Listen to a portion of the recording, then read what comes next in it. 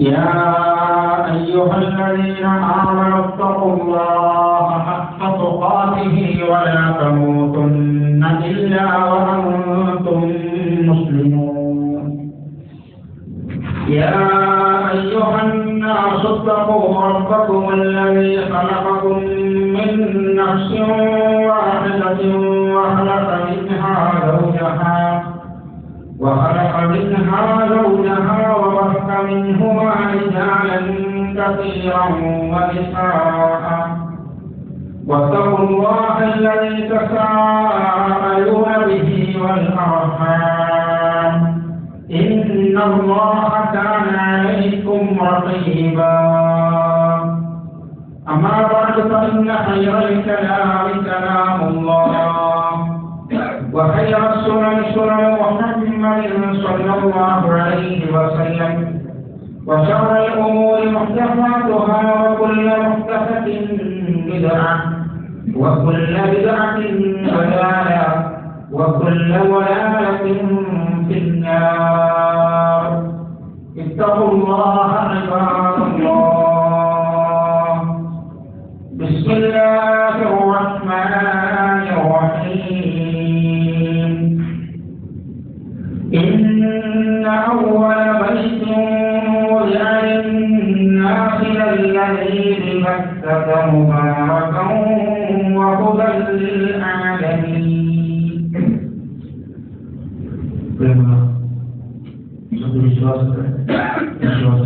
അള്ളാഹുവിന്റെ വിജയത്തുകൾ ജീവിതത്തിന്റെ സമസ്ത മേഖലകളിൽ പാലിച്ചുകൊണ്ട് യഥാർത്ഥ മുഖ്യങ്ങളായി മുക്തകളായി ജീവിതം മുന്നോട്ട് കൊണ്ടുപോകണമെന്ന് ആദ്യമായി ഉപദേശിക്കുകയാണ് വസീയത്ത് ചെയ്യുകയാണ്.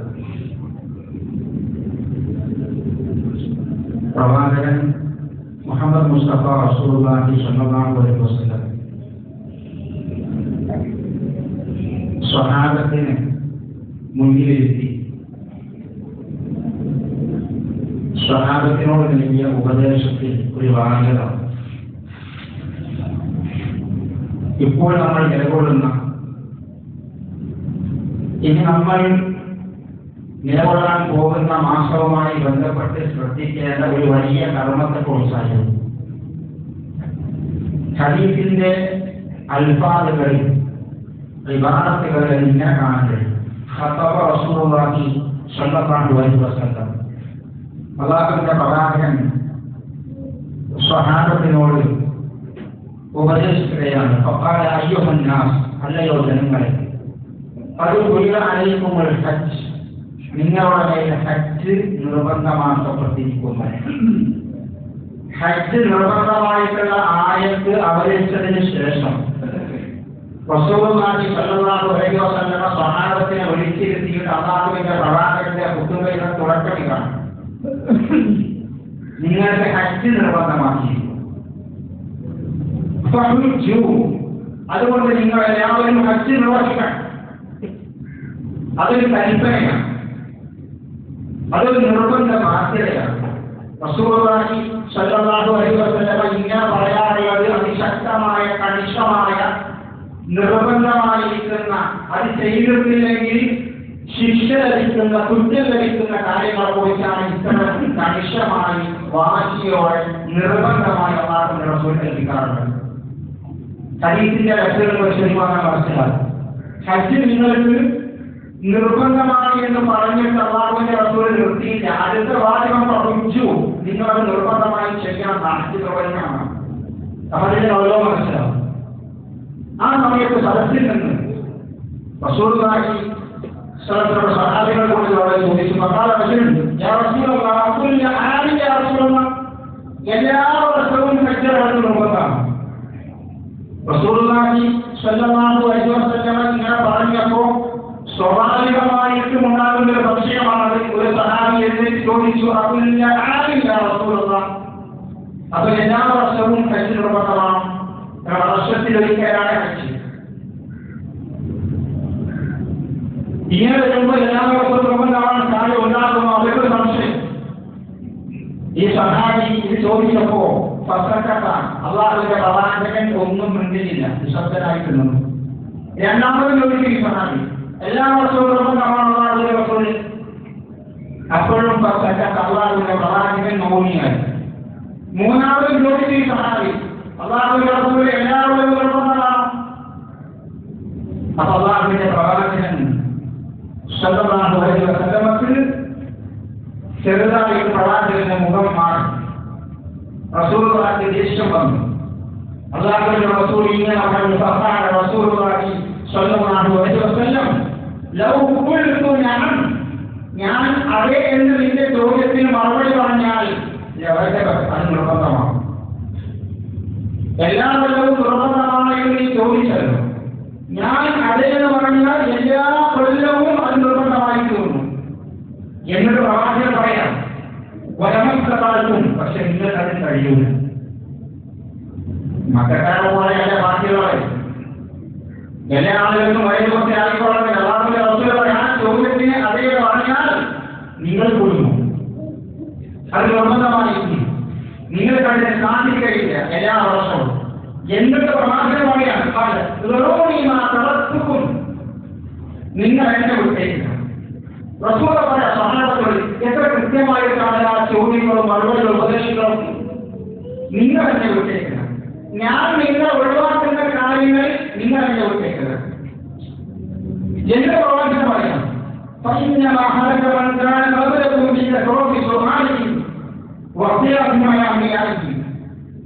നിങ്ങളുടെ മുൻഗാമികൾ നശിക്കാനുള്ള കാരണം ആവശ്യമില്ലാത്ത ചോദ്യങ്ങളായിരുന്നു. അനാവശ്യ ചോദ്യങ്ങളായിരുന്നു. അതിലേക്ക് ചോദ്യങ്ങളായിരുന്നു. അള്ളാഹുവിന്റെ പ്രവാചകൻ ഹജ്ജ് നിർബന്ധമാണ് പറഞ്ഞപ്പോൾ ഹജ്ജ് നിർബന്ധമാണ്. പിന്നെ അതിന്റെ ബാക്കിയുള്ള ചോദ്യങ്ങൾ അനാവശ്യമായി അള്ളാഹുവിന്റെ റസൂല് പറയാത്ത ഉന്നയിക്കാത്ത കാര്യങ്ങൾ വീണ്ടും കൊണ്ട് ചോദിക്കുമ്പോൾ റസൂലിന്റെ മറുപടി പറഞ്ഞാൽ പിന്നെ നമുക്കൊരു പ്രയാസമായിരിക്കും. റസൂൽ പറഞ്ഞു, ഞാൻ ഞങ്ങളെ പറഞ്ഞിട്ടില്ലല്ലോ, ഞാൻ നിങ്ങൾ ഒഴിവാക്കി, അത് നിങ്ങൾ ഒഴിവാക്കുക. ബനൂ ഇസ്രായേലിനെ പോലെ മൂസാ നബിയോട് ചോദിച്ച് ബനൂ ഇസ്രായേലിനെ കുടുങ്ങിയതുപോലെ പ്രയാസപ്പെട്ടതുപോലെ ഒരു അവസ്ഥ എന്റെ മുന്നിൽ വരാൻ പാടില്ല. അതുപോലെ നിങ്ങൾ അനാവശ്യമായ ചോദ്യങ്ങൾ ഒഴിവാക്കണം. എന്ന് അല്ലാഹുവിന്റെ റസൂൽ പറഞ്ഞില്ല, അമർത്തുക്കും ബിശൈഇൻ, ഞാൻ നിങ്ങളോട് കാര്യം കൽപ്പിച്ചാൽ ഫഖുദൂഹു മിൻഹു മസ്തതഅതും, നിങ്ങളുടെ കഴിവിന്റെ പരമാവധി ആ കാര്യം നിങ്ങൾ നിർവഹിക്കുക. അത് ഇസ്ലാമിന്റെ ഒരു അസ്ത്രമാണ്.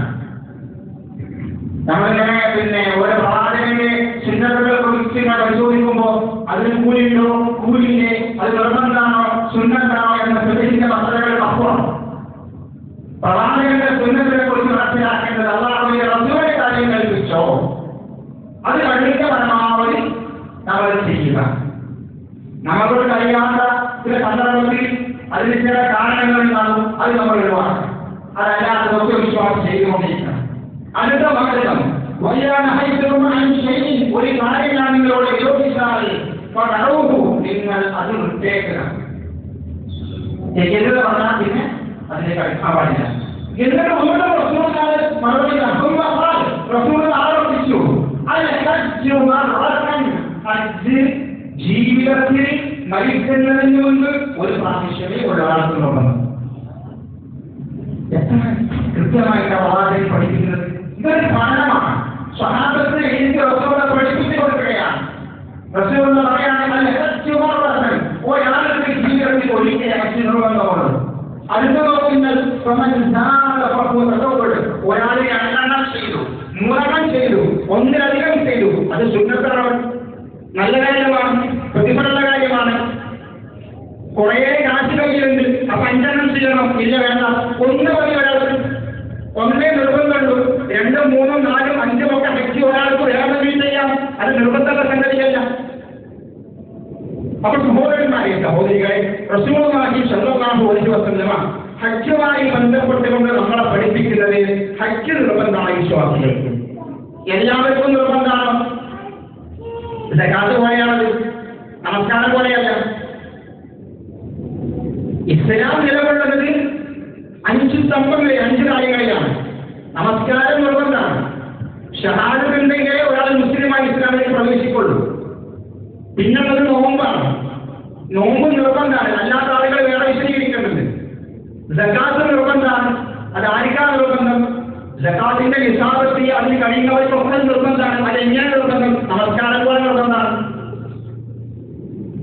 ഹജ്ജും അതുപോലെയാണ്. നമസ്കാരം നിർബന്ധമായതുപോലെ, സകാത്ത് നിർബന്ധമായതുപോലെ, നോമ്പ് നിർബന്ധമായതുപോലെ നിർബന്ധമായ ഒരു കർമ്മമാണ്, ശാരീരിക കർമ്മമാണ് ഹജ്ജ് എന്ന് പറയുന്നത്. അത് നിർബന്ധമാണ്. അപ്പൊ നമസ്കാരം നിർവഹിച്ചിട്ടില്ലെങ്കിൽ എന്താ? അയാൾ കുറ്റക്കാരനാണ്. മനഃപൂർവ്വം നമസ്കാരം ഒഴിവാക്കിയാലുണ്ടാ? മനഃപൂർവ്വം നമസ്കാരം ഒഴിവാക്കിയാൽ അയാൾ മുസ്ലിമാണ്, ആദ്യമാണ്. നമസ്കാരം ഭാര്യ ഒഴിവാക്കിയവനെന്താ?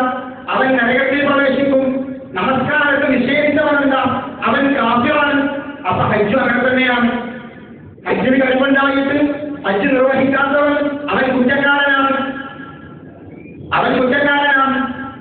ഹജ്ജിനെ നിഷേധിച്ച ഹജ്ജ് എന്ന സംഗതി ഇല്ലാന്ന് പറഞ്ഞാലും അവൻ കാഫിറാണ്. ഇതിന്റെ വാസ്തവയിൽ യാതൊരു കുറവില്ല. ഇസ്ലാമിന്റെ 5 കാര്യങ്ങളും ഒരുപോലെ അത് നിർബന്ധമായ സംഗതിയാണ്.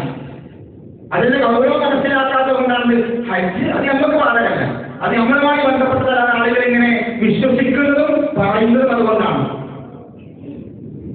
അല്ലാഹുവിന്റെ പ്രവാചകൻ സ്വല്ലല്ലാഹു അലൈഹി വസല്ലം വിശുദ്ധ ഖുർആനിൽ അല്ലാഹു സുബ്ഹാനഹു വ തആല ഇബ്രാഹിം നബിയോട് ഹജ്ജിന് വരാൻ വേണ്ടി വിളിക്കാൻ അല്ലാഹു കൽപ്പിക്കുകയാണ്. ഹജ്ജിന്റെ മാസങ്ങളാണ് ശവ്വാൽ മാസം, ദുൽഖഅദ മാസം, ദുൽഹജ്ജ് മാസം. വിശുദ്ധ ഖുർആനിൽ 2-ാമത്തെ സൂറത്തിൽ പറയുന്നത് അൽ ഹജ്ജു അശ്ഹുറുൻ മഅലൂമാത്ത്. ഹജ്ജ് എന്ന് പറഞ്ഞാൽ അറിയപ്പെട്ട മാസങ്ങളാണ്. എല്ലാ മാസമല്ല, വർഷത്തിൽ ഒരു തവണ ഹജ്ജുള്ളൂ. ഈ മാസം ഏതാ? ഒന്ന് ശവ്വാലാണ്, ദുൽഖഅദാണ്, ദുൽഹജ്ജാണ്. ആ മാസങ്ങളിലൊക്കെ ഹജ്ജിന് പുറപ്പെടാം. ഈ 7 മാസം വരെ ഹജ്ജിന് പുറപ്പെട്ട് കഴിഞ്ഞാൽ ഹജ്ജ, അങ്ങനെ ഒരാളെ ഹജ്ജിന് പുറപ്പെട്ടവൻ ഹജ്ജ് നിർബന്ധമായി പുറപ്പെട്ട് കഴിഞ്ഞാൽ പിന്നെ അവന് ശ്രദ്ധിക്കേണ്ട ചില കാര്യങ്ങളാണെന്ന് പല അറഫത്ത വല ഹുസൂഖ വല ജിദാറത്തെ ഹജ്ജിന് ഒരാൾ ഒരുങ്ങി കഴിഞ്ഞാൽ അവൻ ശവ്വാലിലാവട്ടെ, ദുൽഖഅദിലാവട്ടെ, ദുൽഹജ്ജിലാവട്ടെ പിന്നെ തോന്നിവാസങ്ങളോ മ്ലേച്ഛമായ പ്രവർത്തനങ്ങളോ ദുർവൃത്തികളോ മറ്റൊന്നും ചെയ്യാൻ വളർത്തിയെടുക്കാൻ പാടില്ല. പിന്നെ അവൻ ഒരു ഹാജായി അത് മനസ്സിൽ വിചാരിച്ച് അതിന്റെ ഒരു ജീവിക്കുന്ന രൂപമായിട്ട് ആ മാസങ്ങളിലൊക്കെ അവൻ കഴിക്കണം. അത് നിർബന്ധമാണ്. അതിൽപ്പെട്ട പ്രധാനപ്പെട്ട മാസത്തിലാണ് ഇപ്പൊ നമ്മളൊക്കെ ഉള്ളത്. ആ ഹജ്ജിന് വേണ്ടി പ്രഖ്യാപിക്കാനാണ് അല്ലാഹു ഇബ്രാഹിം നബിയോട് കൽപ്പിച്ചത്. ഇബ്രാഹിം നബി പ്രഖ്യാപിച്ചു.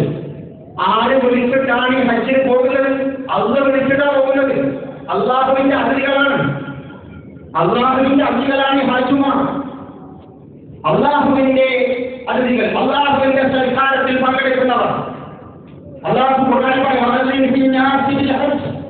ഇബ്രാഹിം നബിയെ താങ്കൾ ജനങ്ങളുടെ ഹജ്ജിന് വേണ്ടി വിളിക്കും. അങ്ങനെ വിളിക്കുമ്പോൾ ആളുകളൊക്കെ വരും മക്കയിലേക്ക്, കഅബയിലേക്ക് ഹജ്ജ് നിർവഹിക്കാൻ. ഇങ്ങനെ കഷ്ടപ്പെട്ട് വരും. നടന്നു വരുന്ന ആളുകളുണ്ടാകും. മെലിഞ്ഞ ഒട്ടകപ്പുറത്തിൽ ഒരുപാട് ദൂരങ്ങൾ താണ്ടി പ്രയാസപ്പെട്ട് വരുന്നവരുണ്ടാകും. പല വാഹനത്തിൽ വരുന്നവരുണ്ടാകും.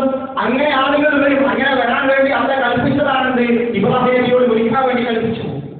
ആ വിളിക്കാലത്തിൽ അല്ലാഹുവിന്റെ വിളിക്ക് ഉത്തരം നൽകിയിട്ടാണ് വർഷങ്ങളായിട്ട്, നൂറ്റാണ്ടുകളായിട്ട് ലോകത്തിന്റെ വ്യത്യസ്ത ഭാഗങ്ങളിൽ നിന്ന് നമ്മുടെ സഹോദരന്മാരെ ഹജ്ജ് നിർവഹിക്കാൻ വേണ്ടി പോകുന്നത്. അല്ലാഹു വിളിച്ചിട്ടാ പോകണം. അല്ലാഹു വിളിച്ചിട്ട് പോകുമ്പോൾ ഒന്നും പേടിക്കണ്ട. എത്ര ദൂരം പോകാൻ? 10,000 കിലോമീറ്ററുകൾ താണ്ടേണ്ടതില്ലേ? 14 ദിവസത്തോളം അവിടെ ലക്ഷക്കണക്കിന് ആളുകൾക്കിടയിൽ താമസിക്കേണ്ടതില്ലേ? ഭക്ഷണം റെഡിയാവുമോ? യാത്ര ബുദ്ധിമുട്ടല്ലേ? എല്ലാം പ്രയാസമല്ലേ? ഒന്നും പ്രയാസമല്ല. എന്താ കാരണം? അല്ലാഹു വിളിച്ചിട്ടാ പോയത്. അപ്പൊ ഒന്നും പ്രയാസം, ഒരു ബുദ്ധിമുട്ടുമില്ല. അല്ലാഹുവിന്റെ അറിയാൻ അല്ലാഹു വിളിച്ചിട്ട് വന്നതാണ്. അതാണ് അല്ലാഹുവേ നീ വിളിച്ചു, ഞങ്ങൾ ഇതാ നിന്റെ വിളിക്ക് ഉത്തരം നൽകി ഇവിടെ വന്നിരിക്കുന്നു. അപ്പൊ പിന്നെ അവിടെ ക്ഷീണം ഉണ്ടാവില്ല, അവിടെ അസുഖങ്ങൾ ഉണ്ടാവില്ല, അവിടെ ടെൻഷൻ ഉണ്ടാവില്ല, അവിടെ ഒരു പ്രയാസം ഉണ്ടാവില്ല. അല്ലാഹുവെ നീ വിളിച്ചിട്ടാണ് ഞങ്ങൾ വന്നത്. എല്ലാം അതിന്റെ മുന്നിൽ നിസ്സാരമാക്കി. അതാണ് ഹജ്ജിന്റെ ഒരു പ്രത്യേകത.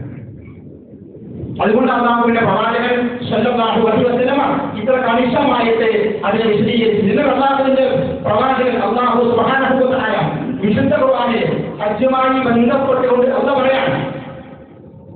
അല്ലാഹു ആർക്കാണ് ഹജ്ജ് തുടങ്ങുന്നത്?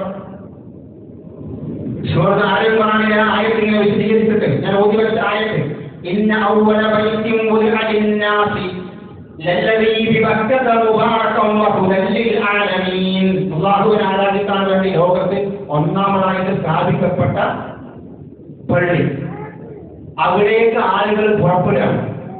എന്നിട്ട് അല്ലാഹു അതിന്റെ സിഫത്ത് തന്നെ പറഞ്ഞു ഈ ആയാത്തും കഴിഞ്ഞ ഒരുപാട് ദൃഷ്ടാന്തങ്ങൾ അതിലുണ്ട്. എന്നിട്ട് എടുത്തു പറഞ്ഞു മഖാമു ഇബ്രാഹിം അവരുണ്ട്. മഖാമു ഇബ്രാഹിം അവരുണ്ട്. ഹജ്ജിന് പോയ ആളുകൾക്ക് അറിയാം, ഉംറയ്ക്ക് പോയ ആളുകൾക്ക് അറിയാം. അതൊരു വല്ലാത്ത അനുഭവമാണ്. എല്ലാ ആളുകളും ഒരുപാട് വർഷങ്ങൾ കാത്തിരുന്ന് ആരായി പോണതറിയോ ഇപ്പൊ ലോകത്ത് മൊത്തത്തിൽ സാമ്പത്തികമായി അനുഭവിക്കുന്ന ആളുകൾ ഒരുപാട് പ്രയാസ ആളുകൾക്കുണ്ട്. 4 ലക്ഷം രൂപ കൊടുക്കുന്ന സർക്കാരിൽ പോണെങ്കിൽ 4 ലക്ഷം, സ്വകാര്യ കോടതിയിൽ ഹജ്ജിന് പോകണമെങ്കിൽ 7 ലക്ഷം 8 ലക്ഷം വരെ കൊടുക്കണം. 1-2 ലക്ഷം വേണ്ട. ഈ കാശ് അധ്വാനിച്ചുണ്ടാക്കിയ കാശാണ്, ആരാന്റെ കാശല്ല. പണിയെടുത്ത് ചോര നീരാക്കി കഷ്ടപ്പെട്ട് വെയിൽ കൊണ്ട് മഴ കൊണ്ട് പ്രയാസം കൊണ്ടിട്ട് ഉറക്കം ഒഴിച്ച് അങ്ങോട്ടും ഇങ്ങോട്ടും ഓടി അധ്വാനിച്ച മൈസത്തിന്റെ കാശാണ് ഈ 4 ലക്ഷം ഈ 8 ലക്ഷം. ഇത് കൊടുത്തിട്ട് ഹജ്ജിന് പോകണം. അതൊരു ത്യാഗം തന്നെയാണ്. അങ്ങനെ ആളുകൾ ഹജ്ജിന് ഒരുക്കാൻ വേണ്ടി പോകുന്നത്, അങ്ങനെ അള്ളാഹുവിന്റെ വെളിയാളിൽ കൊണ്ടുകൊണ്ട് അങ്ങോട്ട് വരുന്നത്, ആ കാലത്തേക്ക് അവിടെ മക്കയിൽ എത്തിച്ചു പോകുന്നത്. അല്ലാഹു സുബ്ഹാനഹു വ തആല പറയാം, അത് അവിടെ എത്തുമ്പോഴൊരു അനുഭൂതിയുണ്ട് നമുക്ക്. ഒരുപാട് കാലം ഇതിനു വേണ്ടി കൊതിച്ചിട്ട് ആട വിറ്റ് സ്വർണം വിറ്റ് വള വിറ്റ് പോകുന്ന എത്ര ആളുകളുണ്ട്. ഒരുപാട് കാശുണ്ടായ ഹജ്ജിന് പോകുന്ന ആൾക്കാരുണ്ട്. ഉള്ളത് വിറ്റ് പറിക്കിട്ട് പോയില്ല. അതെന്തായാലും അത് ഇത് നിർബന്ധമാണെന്നുള്ള ബോധം ഉള്ളിൽ കടന്നുകൊണ്ടാണ്. ആർക്കാ നിർബന്ധം?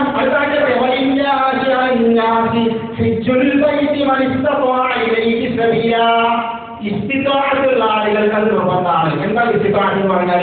ഒന്ന് സാമ്പത്തികം, രണ്ടാമത്തത് ശാരീരികം. ഇത് രണ്ടും ഉണ്ടോ? പോകൽ നിർബന്ധം. നിങ്ങളൊന്ന് ആലോചിച്ച് നോക്കി, നമ്മൾ കുറ്റക്കാരാണോ അല്ലേന്നുള്ളത്? നമ്മൾ കുറ്റക്കാരാണോ അല്ലേന്നത്? നമസ്കാരം ഒഴിവാക്കിയതുപോലെ നമ്മൾ ഈ ഇസ്തിത്വാഅത്ത് കഴിവ് എന്ന് പറഞ്ഞത് സമ്പത്തും ആരോഗ്യമാണ്. ഇത് രണ്ടും ഉണ്ടെങ്കിൽ പിന്നെ പോക്ക് നിർബന്ധമാണ്. നമ്മൾ അവൻ മാറ്റി വെച്ചുള്ള പിന്നേക്ക് പറ്റില്ല. ഇതിന്റെ എല്ലാ ശ്വാസങ്ങളും കഴിക്കട്ടെ, മകളെ കെട്ടിക്കാറുണ്ട്, മറ്റേതൊക്കെ അതൊക്കെ കഴിഞ്ഞിട്ട് കഴിയാനുള്ള വിവാദത്തല്ല ഹജ്ജ്. അങ്ങനെ നിൽക്കാൻ പറ്റൂല. അതിന് കുതിരത്തെത്തിയാണ്, അതിന് ശിഫത്തും മാലും രണ്ടും ഉണ്ടെങ്കിൽ എപ്പോഴാണോ അതിന് കഴിവുള്ളത് ആ സമയത്ത് പോയി വരണത്. എല്ലാം കഴിഞ്ഞിട്ട് ഇനി എനിക്ക് ദുനിയാവിൽ ഒന്നും ചെയ്യാതൊക്കെ കഴിഞ്ഞു, ഇനി ഞാൻ ഇങ്ങനെ പരലോകത്തിന് വേണ്ടി ഒരുങ്ങിയിരിക്കാണ്, ആ സമയത്ത് ഇനി ഒന്ന് ബാക്കി വരും. അപ്പൊ ചെയ്യാനുള്ള സംഗതി അല്ല ഹജ്ജ്. നമ്മൾ ആളുകളുടെ ധാരണയുണ്ട് ഒക്കെ കഴിഞ്ഞ് അവരുടെ ഇനിയിപ്പോ വേറെ കുറച്ച് കാര്യങ്ങൾ ചെയ്യാണ്ട് അവിടെ അതൊക്കെ കഴിഞ്ഞിട്ട് കുറച്ചും കൂടെ ബാധ്യതകളുണ്ട്. എന്ത് ബാധ്യത? ഹജ്ജിന് 2 സംഗതിയേ ഉള്ളൂ. ഒന്ന് ആളുകൾ സമ്പത്തുണ്ടെങ്കിൽ പോകാൻ വേറെ ബാധ്യതയൊന്നുമില്ല. എന്നിട്ട് ഒരു തെറ്റായ ധാരണ മനസ്സിൽ വെച്ചിട്ട് നാളെ പരലോകത്ത് അല്ലാഹുവിന്റെ മുന്നിൽ എന്തിനാ ഒരു കുറ്റക്കാരനാവണം? 4 ലക്ഷം ഉണ്ട് കയ്യിൽ, അത്യാവശ്യം അത് കഴിഞ്ഞാൽ ചിലവർ 6-7 ലക്ഷം 8 ലക്ഷം കയ്യിലുണ്ട്. പോലും നിർബന്ധമായി 4 ലക്ഷം സ്വകാര്യ പിന്നെ ഗവൺമെന്റിൽ വരുന്നുള്ളൂ. ആ 4 ലക്ഷം കൊടുക്കും. പിന്നെ അപേക്ഷ കൊടുത്ത് അതിന് അപേക്ഷ കൊടുത്താൽ 4 ലക്ഷം കൊടുക്കാണെന്നുണ്ടെങ്കിൽ അത്യാവശ്യം കുടുംബത്തിൽ ജീവിക്കാനുള്ള കുറച്ച് കാശും കൂടെ കയ്യിൽ ബാക്കി ഉണ്ടെങ്കിൽ പോകണ്ടേ? പോകണം, അപേക്ഷ കൊടുക്കണം, ഓരോ തയ്യാറാവണം. എത്ര സ്വർണ്ണം കയ്യിലുണ്ട്, എത്ര കാശ് കയ്യിലുണ്ട്, രോഗമുണ്ടോ, ശാരീരിക പ്രയാസമുണ്ടോ, പോകേണ്ട ആവശ്യമില്ല. കഴിയുമെങ്കിൽ പോകണം. ഈ സമ്പത്തും ഇത് രണ്ടുണ്ടെങ്കിൽ പോയ നിർബന്ധമാണ്. അത് നമ്മൾ ഓരോരുത്തരും ഓരോ മനസ്സിലാക്കണം, അല്ലെങ്കിൽ കുറ്റക്കാരനായി ചെയ്യും. അതുകൊണ്ട് അല്ലാഹുവിന്റെ പ്രവാചകൻ സല്ലല്ലാഹു അലൈഹി വസല്ലമ അതിന്റെ ഗൗരവം പ്രത്യേകം പഠിപ്പിച്ചത്. ആ ഹജ്ജ് അതിന്റെ ആത്മാവ് എന്ന് പറയുന്നത് നമ്മളുടെ തഖ്വയാണ്. എന്തിനാണ് ഹജ്ജിന് പഠിച്ചത്? അല്ലാഹു വിളിച്ചിട്ട് പോവാണ്, സ്വർഗ്ഗം കിട്ടാനാണ് പോകുന്നത്. ആ സ്വർഗ്ഗം കിട്ടാൻ വേണ്ടി പോകുമ്പോൾ നമ്മുടെ മനസ്സ് മുഴുവനും പടച്ചവന്റെ പ്രതിഫലമെന്ന വിജയത്വം മാത്രമാണ് ഉണ്ടാകേണ്ടത്. ആളെ കാണിക്കാനാവരുത്. ഖതീബ് പൊതുവെയും പറഞ്ഞു, അത്യാവശ്യം കാശ് കയ്യിലുണ്ട്, ഈ നാട്ടിലെ ആളുകൾ എന്താ വിചാരിക്കുക? അതിന് ഹജ്ജിന് പോയിട്ടൊരു കാര്യമുണ്ട്. ഇതെന്തിനൊക്കെ പറഞ്ഞിട്ടുണ്ടായോ? അടുത്ത കൊല്ലം ഹജ്ജിന് പോകണമെങ്കിൽ ഇപ്പൊ തന്നെ ഒരുങ്ങാനൊക്കെ ഇതിപ്പോ ഇന്ന് വിളിച്ച് നാളെ പോകാൻ വേണ്ടി സംഗതിയല്ല. ഇപ്പൊ ആളുകൾ ഹജ്ജിന് പുറപ്പെട്ടുകൊണ്ടിരിക്കുകയാണ്. നമ്മുടെ സഹോദരന്മാര് ആരായി പോകുന്നത്? ശാരീരിക സുഖമില്ലാത്തവർ പോകുന്നുണ്ട്, കയ്യിലും കാലിലും സുഖമില്ലാത്തവർ പോകുന്നുണ്ട്. നമ്മൾ അത്രപോലെ കാശില്ലാത്തവർ, നമ്മുടെ പ്രകൃതി പോലെ കാശില്ലാത്തവർ ഹജ്ജിന് പോകുന്നുണ്ട്. അപ്പോഴിങ്ങനെ ഇരിക്കാണ്, സമ്പത്തിനെ കൊണ്ടുപോയിട്ട് അപ്പുറം നോക്കിയിട്ട് നമ്മൾ പോണില്ല. മനസ്സിന് കുത്തി വരുന്നില്ല, ഒരു മനസ്സാക്ഷി കുത്തി വരുന്നില്ല. അത് കാണുമ്പോൾ ഇത്രയും കാശ് കയ്യിലുണ്ടായിട്ട് അപ്പുറത്തും നാട്ടിലും കുടുംബത്തിലുള്ള എന്റെ പകുതി പോലുമില്ലാത്ത, എന്റെ കാലാകം പോലുമില്ലാത്ത സഹോദരന്മാര് അല്ലാതെ ഒരു കുറ്റം നൽകിയിട്ട് കടലിലേക്ക് പോകുമ്പോൾ അത് കാണുമ്പോൾ വിശ്വാസത്തിന്റെ മനസ്സിന് ചുമച്ചിലുണ്ടാവില്ല. ആ ചുമച്ചിലില്ലെങ്കിൽ ഒരു ഹിമാസത്തിലില്ല. അതുകൊണ്ട് സഹോദരന്മാരെ അത് പ്രത്യേകം ശ്രദ്ധിച്ചോളി. ഇത് ഗൗരവമുള്ള വിഷയമാണ്. അതുകൊണ്ടാണ് അള്ളാഹുവിനെ ഗൗരവത്തിൽ പറഞ്ഞത്. അള്ളാഹുവിനെ കാണിക്കാൻ, അള്ളാഹുവിന്റെ ഒരു കുറ്റം നൽകിയിട്ട് ആളെ കാണിക്കാനല്ല. നമസ്കാരം അള്ളാഹു വഴി ആളെ കാണിക്കാനല്ല. ആരെയും കാണിക്കണം, അള്ളാഹു മാത്രം അറിയാൻ മതി. അങ്ങനെ നിർവഹിക്കണം. അതല്ലേ ആ ഒരു തത്വയും ആ ഒരു ഹുസ്വമില്ലാതെയാണ് ഒരാളെ ഹജ്ജിന് പുറപ്പെടുത്തിയതെങ്കിൽ അള്ളാഹുവിന്റെ പ്രവാചകൻ പറഞ്ഞ ഹദീസിൽ അള്ളാഹുവിന്റെ റസൂൽ പറയാം, മൻ അമ്മ ഹാദൽ ബൈത മിനൽ കസ്ബിൽ ഹറാം. ഒരാളെ ഹജ്ജിന് പുറപ്പെട്ടു. എങ്ങനെ പുറപ്പെട്ടത്? ഹറാമായ സമ്പാദ്യമുണ്ട്. നമ്മുടെ ലക്ഷങ്ങൾ കൊടുത്ത് ഹജ്ജിന് പോകണം. ആ ലക്ഷങ്ങൾ ഹലാലായിരിക്കണം. പലിശ കലവറ സമ്പാദ്യമാവരുത്, ആളെ പറ്റിച്ചുണ്ടാക്കിയതാവരുത്, അന്യന്റെ മുതൽ കവർന്നതാവരുത്, സ്ത്രീകളുടെ മുതലാവരുത്, അനാവശ്യമായിട്ട് ഉണ്ടാക്കിയതാവരുത്. ഒന്നും കലരാൻ പാടില്ല. ഹലാലായ മുതൽ മാത്രമേ പാടുള്ളൂ. ആ ഹലാലായ മുതലുമായി കഴിക്കാൻ വരേണ്ടത്. ഹലാലായ മുതലല്ലാതെ ഒരാൾ സമ്പത്ത് കുറയുണ്ട്. അതെങ്ങനെ? അവർക്ക് ഉണ്ടാക്കിയതാണ്. അത് ഹക്കും പാർട്ടികളൊന്നുമില്ല. ബിസിനസ് നടത്തി, ജോലി ചെയ്തു, പല രൂപത്തിലുള്ള പല മാർക്കറ്റിംഗ് നടത്തി, അതിലൊന്നും ഹക്കും പാർട്ടികൾ നോക്കിയിട്ടില്ല. വരുമാനങ്ങൾ കുറേ വന്നിട്ടുണ്ട്, നല്ല കൂടി ചെയ്യുന്നുണ്ട്. ആ സമ്പത്ത് കൊണ്ട് അള്ളാന്റെ വഴി കുറ്റം നൽകാൻ പോകരുത്. അത് ഹറമാണ്. അത് ഹറമാണ്. ഹറം പരിശുദ്ധമായ സ്ഥലമാണ്. ആ സ്ഥലത്തേക്ക് ഹറാമിന്റെ സമ്പത്തുമായി ഹറാമുമായിട്ടൊരാൾ കടന്നു വരുന്നത് അത് അള്ളാന്റെ നിർബന്ധമാണ്. അതുകൊണ്ടാണ് ഇത്ര കർശനമായിട്ട് പറഞ്ഞത് ഹലാലായ സമ്പത്തുകൾ മാത്രം. ഹലാലില്ലെങ്കിൽ പോണ്ട. ഹലാൽ ഉണ്ടെങ്കിൽ മാത്രം പോയാൽ മതി. ആ ഹലാലായ സമ്പത്ത് കൊണ്ട് ഒരാൾ ഹറമിലേക്ക് മക്കയിലേക്ക് ഹജ്ജിന് വേണ്ടി വന്നാൽ അല്ലാഹു പറയാം, അല്ലാഹുവിന്റെ റസൂൽ പറയാം, എന്നിട്ട് അവരെ ലബ്ബൈക അല്ലാഹുമ്മ ലബ്ബൈക എന്ന് പറയുമ്പോൾ ആകാശ ലോകത്തിൽ നിന്ന് അല്ലാഹുവിന്റെ വെളിയാണ്, അല്ലാഹുവിന്റെ മലക്കുകൾ പറയാണ്, ലാ ലബ്ബൈക വലാ സഅലൈക. ആളെ പറ്റിച്ച് വഞ്ചിച്ച് കാശുണ്ടാക്കി ഹറാമായ മുതലുമായിട്ട് ആ ലക്ഷങ്ങൾ ചെലവാക്കിയിട്ട് ഇവിടുന്ന് മക്കയിലേക്ക് കയറി ചെന്നിട്ട് ലബ്ബൈക അല്ലാഹുമ്മ എന്ന് പറയുമ്പോൾ അല്ലാഹുവിന്റെ മറുപടി, എനിക്ക് ഉത്തരമില്ല, എനിക്ക് മറുപടിയില്ല, എനിക്ക് ഇവിടെ ഒന്നുമില്ല, വിട്ടോ ഇവിടുന്ന് വിട്ടോ എന്ന് അല്ലാഹുവിന്റെ റസൂൽ പറയാ. കേട്ടാ, അവർ മക്കൾ പറയാ, അല്ലാഹുവിന്റെ മലക്കുകൾ വിളിച്ചു പറയാം,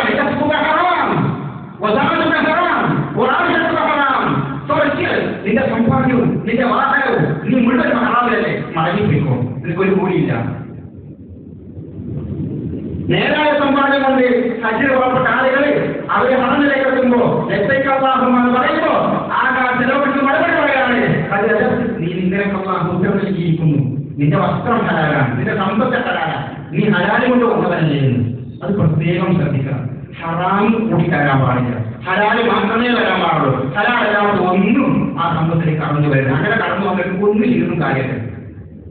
ദുരാപോലെ അവർ സ്വീകരിക്കുന്നത് എന്തിനാ പോണത്? അവന് പ്രാർത്ഥിക്കാനല്ലേ, ഇത് നിർവഹിച്ച് പ്രാർത്ഥിക്കാനല്ലേ, അത് സ്വീകരിക്കൂല. അതുകൊണ്ടാണ് ഹറാമായ സമ്പത്ത് കൊണ്ട് അങ്ങോട്ട് കടന്നു വരണ്ടായത് അല്ലാഹുവിന്റെ റസൂല് പഠിപ്പിച്ച് മാത്രമല്ല, റസൂലുള്ളാഹി സ്വല്ലല്ലാഹു അലൈഹി വസല്ലം ഹജ്ജുമായി ബന്ധപ്പെട്ടുകൊണ്ട് പറഞ്ഞത്, ഉംറയുമായി ബന്ധപ്പെട്ട് പറഞ്ഞ ഹദീസിന്റെ ഹജ്ജിന്റെ വലിയ മഹത്വമാണ്. അൽ ഉംറത്തു ഇലൽ ഉംറ കഫാറത്തുൻ ലിമാ ബൈനഹുമാ മിനൽ ദുനൂബ്. ഹജ്ജ് ഉംറ എന്നൊക്കെ പറഞ്ഞാൽ ഒരു ഉംറ മുതൽ മറ്റേ ഉംറ വരെ അവന്റെ എല്ലാ പാപങ്ങളും പുറപ്പെടും. ഹജ്ജാണെങ്കിൽ അവൻ കഴിഞ്ഞു പോയി ചെയ്ത എല്ലാ പാപങ്ങളും പുറത്തെടുക്കും. ഹജ്ജിനെ പഠിച്ചാൽ കയ്യോമി വലത്തുഹു ഉമ്മുഹു, ഒരു ഉമ്മ പ്രസവിച്ച കുഞ്ഞിനെ മനസ്സുപോലെയാണ് ഹജ്ജ് നിർവഹിച്ച് നാട്ടിലേക്ക് മടങ്ങുന്ന വ്യക്തി. എന്താ ഹജ്ജ് എന്ന് പറഞ്ഞാൽ സിമ്പിൾ ആയിട്ടുള്ളതാണ്. 6 ദിവസത്തെ പ്രോഗ്രാമാണ്. ഹജ്ജ് 8, 9, 10, 11, 12, 13 ഇത്രയുള്ളൂ. ഈ 6 ദിവസം ചെയ്യേണ്ട പണികളുള്ളൂ. കൂടുതൽ പണികളൊന്നുമില്ല, കുറച്ച് സ്ഥലങ്ങളും. പിന്നെ എന്താണ്, പിന്നെ ദുആ, നമസ്കാരം ചെയ്യുന്ന കൂടുതൽ ദുആവും സലയും ജംറയിൽ കുറച്ച് കാര്യങ്ങൾ ചെയ്യാനുള്ളൂ.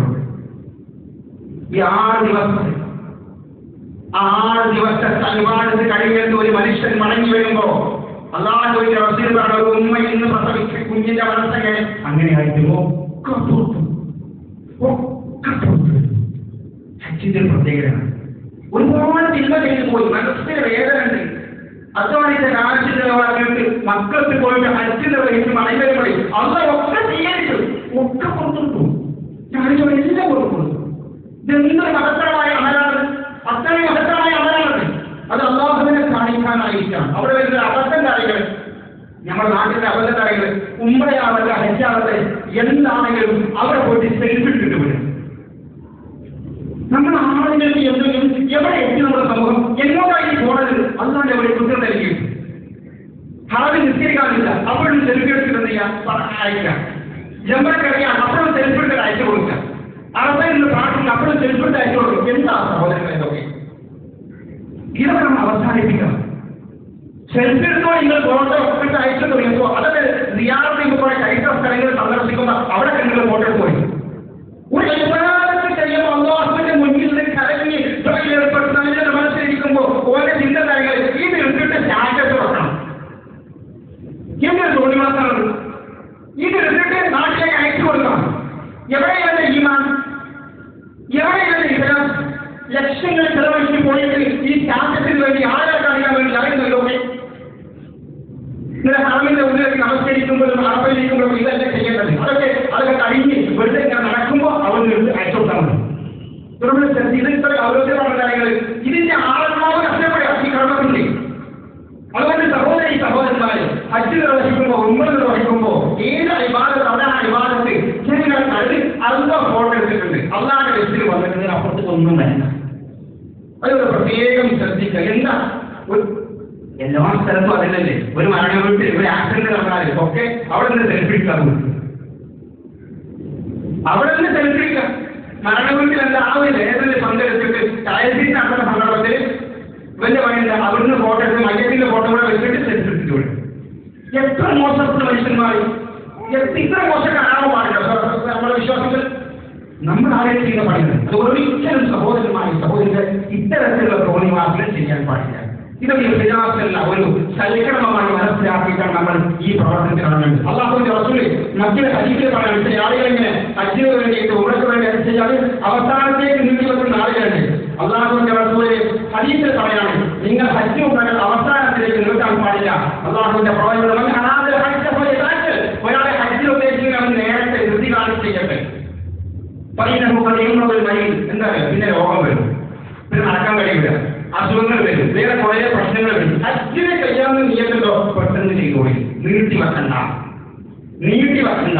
മറ്റേ ഹദീസിൽ പറയാണ് അത് നിങ്ങൾക്ക് നീട്ടി വെക്കാൻ പാടില്ല. അതുകൊണ്ട് ആ ഒരു കാര്യങ്ങൾ പ്രത്യേകം ശ്രദ്ധിക്കണം. ഒരിക്കലും തന്നെ അത് നമ്മുടെ സമ്പത്ത് കഴിയുന്നുണ്ടെങ്കിൽ ആളുകളെ നീട്ടി വെക്കാതെ അള്ളാഹുവിന്റെ പ്രതിഫലത്തിൽ വേണ്ടി നമ്മൾ തയ്യാറാവുക. അള്ളാഹു സുബ്ഹാനഹു വ തആല നമുക്ക് തൗഫീഖ് നൽകുമാറാവട്ടെ. الحمد لله الواحد القهار العزيز الغفار مكبر لجلالها أما بعد فاتقوا الله عباد الله. ഒരിക്കൽ കൂടി അള്ളാഹുവിന്റെ വെടിവെപ്പുകൾ ജീവിതത്തിന്റെ സമസ്ത മേഖലകൾ പാലിച്ചുകൊണ്ട് യഥാർത്ഥമായി മുക്തകളായി ജീവിതം മുന്നോട്ട് കൊണ്ടുപോകണമെന്ന് ഉപദേശിക്കുകയാണ് വസീയത്ത് ചെയ്യുക. സഹോദരന്മാരെ, ഈ ഒരു സന്ദർഭത്തിൽ നമ്മുടെ മക്കളുടെ SSLC +2 റിസൾട്ടൊക്കെ വന്നിരിക്കുന്ന സമയമാണ്.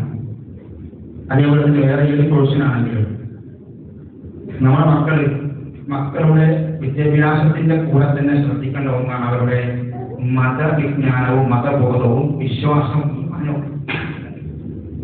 നമ്മൾ എത്ര ഗൗരവം കൊടുക്കുന്നുണ്ട് നമ്മുടെ മക്കളുടെ വിദ്യാഭ്യാസത്തിന് വേണ്ടിയിട്ട്. ആളുകൾ നഷ്ടത്തോടെ ഏത് കോഴ്സ് എടുക്കണം, എവിടെ ചേരണം, ഏത് കോഴ്സിന് ചേരണം, ഈ കോഴ്സ് എടുത്താൽ എവിടെ എങ്ങനെ എത്താൻ കഴിയും, എന്ത് കൂലങ്കഷമായ ചർച്ചകളാണ്. ഏറ്റവും അറിയപ്പെട്ട ആളുകളോട് ചോദിച്ച് പഠിക്കാനും മനസ്സിലാക്കാം. അത് നല്ല കാര്യം നമ്മൾ ചെയ്യാറ്. നമ്മുടെ മക്കൾ ഉന്നതിയിലെത്തണം, എല്ലാ രംഗത്തും പഠിച്ച് ഉന്നതിയിലേക്ക് എത്തണം. ആലോചിച്ച് ചിന്തിച്ച് മനസ്സിലാക്കിയിട്ട് ഒരു കോഴ്സിൽ കുട്ടിക്ക് എത്താൻ പാടുള്ളൂ. നിർബന്ധിച്ച് പറഞ്ഞേക്കണം. കുട്ടികളെ കുറിച്ച് ശരിക്കും പഠിച്ച് മനസ്സിലാക്കാൻ രക്ഷിതാക്കൾ. അത് രക്ഷിതാവിന്റെ ബാധ്യതയാണ്. എന്തെങ്കിലുമൊക്കെ കാട്ടിക്കൂട്ടി കുറച്ച് കാശ് ചെലവാക്കി മക്കളെ പറഞ്ഞേക്കല്ല. എന്താണ് ശരിക്കും മനസ്സിലാക്കണം, വിദ്യാഭ്യാസം എന്താണെന്ന് അറിയണം, കോഴ്സുകൾ എന്താണെന്ന് അറിയണം, അവരെ പറഞ്ഞേക്കുന്ന നാട് എന്താണെന്ന് അറിയണം, ക്യാമ്പസ് എന്താണെന്ന് അറിയണം. ഇതൊന്നും അറിയാതെ കുറച്ച് കാശ് കൊണ്ട് മക്കളെ പറഞ്ഞേച്ചാൽ മക്കളെ പിന്നെ തിരിച്ചു കിട്ടുമല്ലോ. ബോധം അനുഭവം വേണം നമ്മൾ. എല്ലാ കോഴ്സും ഹലാലായ എല്ലാ കോഴ്സും പറഞ്ഞേക്കാം. നമ്മുടെ മക്കൾ രാജ്യത്തിന്റെ എല്ലാ ഉയർന്ന രംഗത്തും ഉണ്ടാവണം, അവിടെ എത്തിപ്പെടണം. അതിനുവേണ്ടി നമ്മളെ പ്രൊമോട്ട് ചെയ്യണം. പക്ഷെ അതിന്റെ കൂടെ ശ്രദ്ധിക്കണമെന്നാണെങ്കിൽ നമ്മൾ ഇതൊക്കെ ചെല്ലുമ്പോഴും അവരെ പറഞ്ഞേക്കുന്ന ക്യാമ്പസും നാടും മനുഷ്യർക്ക് പഠിച്ചിട്ടില്ലെങ്കിൽ തിരിച്ചു വരുമ്പോൾ നമ്മുടെ മക്കൾ നമ്മുടെ വിശ്വാസത്തിലോ നമ്മുടെ മതത്തിലോ ആദർശത്തിലോ ഉണ്ടാകുമല്ലോ. ശ്രദ്ധിച്ചിട്ടില്ലേ? എന്ത് കോഴ്സ് പഠിച്ചോടെ നല്ലത്, പക്ഷെ ശ്രദ്ധ വേണമെന്നാണ്. അത് നിർബന്ധമാണ്. കൂട്ടുകാരെ കുറിച്ചും അവരെ പറഞ്ഞേക്കുന്നത് ഏത് നാട്ടിലാണ്, വിദേശത്താണെങ്കിൽ വിദേശത്ത്. ഇപ്പൊ വിദേശത്തേക്ക് പറഞ്ഞേക്കുന്ന ട്രെൻഡാണ് ആളുകളെ കുറിച്ച്. കേരളത്തിൽ പുറത്താണെങ്കിൽ കൊടുത്താൽ കേരളം എന്താണെന്ന് അറിയണം, അവരുടെ ഗ്രൂപ്പിൽ ആരാണെന്ന് അറിയണം, അവർ പഠിക്കുന്ന കോഴ്സ് എന്താണെന്ന് അറിയണം, അവന്റെ ഹോസ്റ്റൽ എന്താണെന്ന് അറിയണം. ഇതൊന്നും അറിയാതെ മക്കളെ വിട്ടു കഴിഞ്ഞാൽ വാപ്പാക്കും മാക്കും കുഴപ്പമൊന്നുണ്ടാവില്ല. പക്ഷെ മക്കളെ പിന്നെ നമ്മൾ വിചാരിച്ചു കൊണ്ടുപോയി ദീനിന്റെ ആദർശവും ആശയവും അവർക്ക് പറഞ്ഞ് മനസ്സിലാക്കി കൊടുക്കണം, അവരെ ചേർത്ത് പിടിക്കണം. അല്ലാഹു ഖുർആൻ സൂറത്തുൽ അഹ്ഖാഫിൽ 18ാമത്തെ ആയത്തിൽ പറയുന്നൊരു വാചകമുണ്ട്, വല്ലദീ ഖാല ലിവാലിദൈഹി ഉഫ്ഫിൻ. മക്കൾ പറയാണ് വാപ്പാനോട് ഉമ്മാനോട്, എന്താ വാപ്പ എന്താ ഉമ്മ നിങ്ങളെന്തായി പറയുന്നത്, മരണത്തിന് ശേഷം പിന്നെ ജീവൻ തന്നു, മരണത്തിന് ശേഷം പിന്നെ ജീവൻ തന്നു. വാപ്പാനോട് ചോദിക്കാൻ മക്കൾ, വാപ്പ ഒരിക്കലും പ്രതീക്ഷിക്കാത്ത ചോദ്യം. മകൾ ഇങ്ങനെ ചോദിക്കുന്ന ഉമ്മയും വാപ്പയും പ്രതീക്ഷിച്ചില്ല. വാപ്പാനോട് ഉമ്മാനോടും ഒരു പ്രായം കഴിഞ്ഞപ്പോൾ മക്കളെ ചോദ്യം, മരിച്ചിട്ട് വീണ്ടും ജീവിക്കുന്നു. എന്ത് ചോദ്യം പറയുന്നത്? ഒരുപാട് നൂറ്റാണ്ടുകൾ കഴിഞ്ഞു പോയ ആളുകളുണ്ട്, ഒരുപാട് വർഷങ്ങൾ കഴിഞ്ഞത് വീണ്ടും ഞാൻ മരിച്ച് എന്നെ അല്ലാഹു ജീവിപ്പിക്കുന്നു. അങ്ങനെയൊന്നുണ്ടോ? ഇത് കേട്ടപ്പോ വാപ്പയും വാപ്പയും അല്ലാഹുവേ രക്ഷിക്കണേ, പടച്ചോനെ എന്തായി കേൾക്കുന്നത്? പടച്ചോ വാപ്പയും പറയുന്ന വാചകം അല്ല പറയാം, എന്തായി കേൾക്കുന്നത്?